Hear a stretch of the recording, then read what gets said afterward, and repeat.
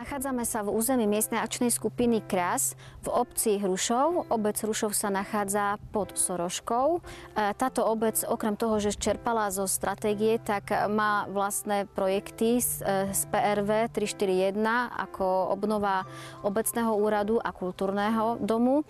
A popri tom z masky cez stratégiu čerpala na rekonštrukciu pálenice. Takže pozývam vás, aby sme sa pozreli na tú pálenicu, ako to vlastne v dnešnej dobe vyzerá, a odovzdávam tam slovo pani Žebikovej, ktorá vás tam bude sprevádzať. Z dôvodu, že obec nemala žiadne priestory, kde by si mohli aspoň sadnúť, oddychnúť si, alebo aspoň zložiť kosti, tak sme sa rozhodli vybudovať toto turisticko-informačné a komunitné centrum.